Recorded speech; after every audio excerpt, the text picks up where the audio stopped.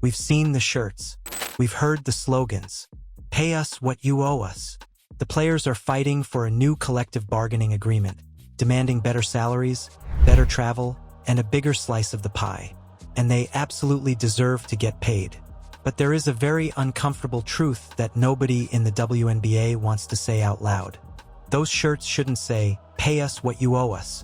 They should say, "Pay us what you owe her."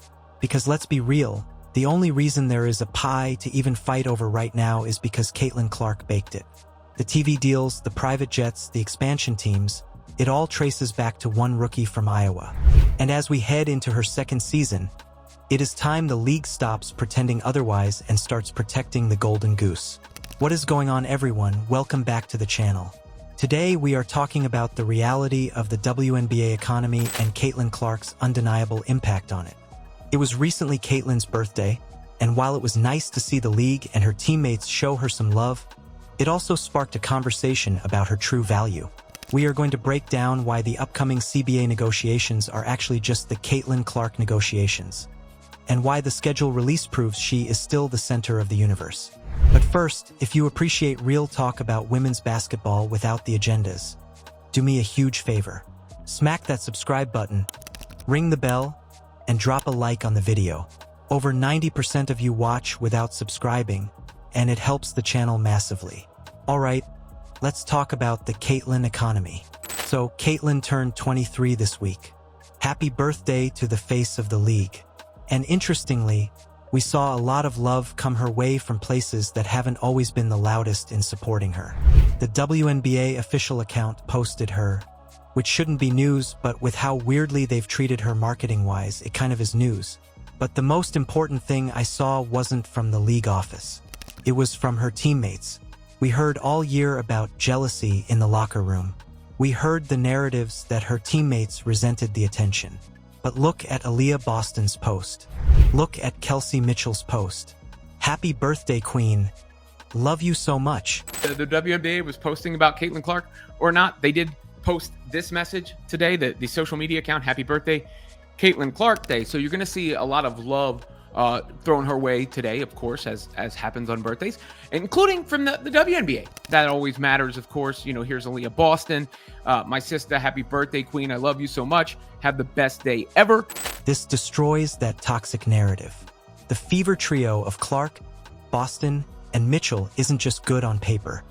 They are building a genuine bond, and that is terrifying for the rest of the league. You have Aaliyah Boston, who looks leaner and faster than ever, pairing up with Caitlin Clark, who now has a full off-season of rest and NBA-level training. The chemistry we saw flashes of last year, that was them figuring it out on the fly. Now they are friends. They are locked in. And if the league thought Caitlin was dangerous when she was exhausted and learning the system, wait until you see her comfortable and supported by a locker room that has her back. Moment.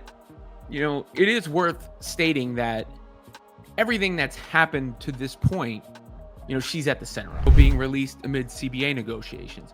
Why was that significant? We know the players are fighting for more from the league, all those things. But the reason a transformative CBA is even on the table is because of Caitlin. But let's pivot to the big story, the money. Right now, the WNBA players and the league are heading toward a potential lockout if they don't agree on a new CBA. The players want more money, and they should get it. The league is growing, but we have to be honest about why it's growing. Robin Lundberg made the point that without Caitlin Clark, nobody is in a position to negotiate anything. The reason the new media rights deal is worth $2.2 billion isn't because of the growth of the game over the last 20 years. It's because television executives looked at the ratings for the Iowa Hawkeyes, then looked at the ratings for the Indiana Fever and said, "We need to be in the Caitlin Clark business. She is the catalyst. She is the gasoline on the fire."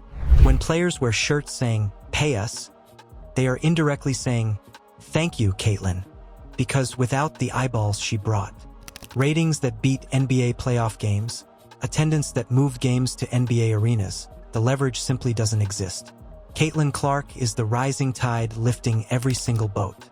And it's frustrating when you see people in the media try to credit the collective, without acknowledging the singular force that changed the math. And despite any online narratives, these two tend to show and have shown each other love often. More Life 22, keep going up, kid. Because no one would be in a position to negotiate the way that the players are negotiating right now if it wasn't for what happened after Caitlin Clark for it.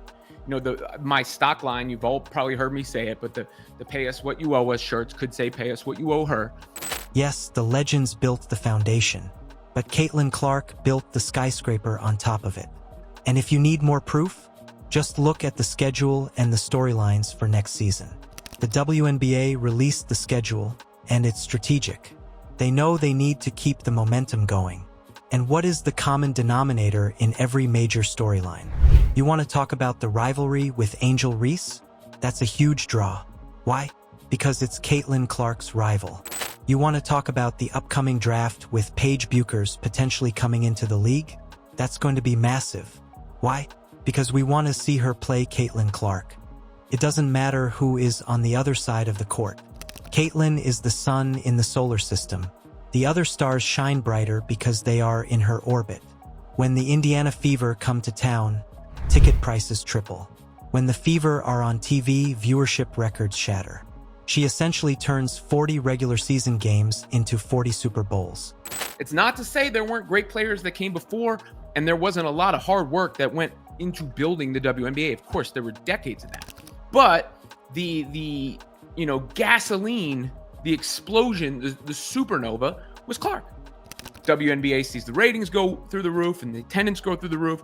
New media rights deal comes in, which puts the players in this negotiating position. That is a level of pressure and impact that we haven't seen since prime Michael Jordan or Tiger Woods. So when we look at this upcoming season, don't let the parity talk fool you. The league runs through Indiana. The bottom line is this: we are witnessing greatness in real time. We are witnessing a single player change the entire economic structure of a professional sports league in less than 24 months. So as the CBA negotiations get heated, and as the new season approaches, keep one thing in mind. The WNBA is in the best position it has ever been in. But it's not because of a marketing campaign, and it's not because of a movement. It's because of a point guard from Iowa who shoots from the logo. The league needs to protect her, the media needs to respect her, and the fans, well, we just need to enjoy the show because year 2 is going to be special. But I want to hear from you. Do you agree that Caitlin is the main reason the players have leverage right now? Or do you think the league would be growing this fast without her? Let me know in the comments below. And if you enjoyed this video, please subscribe and turn on notifications. We are covering the Fever all season long, and you don't want to miss it. Thanks for watching, and I'll see you in the next one.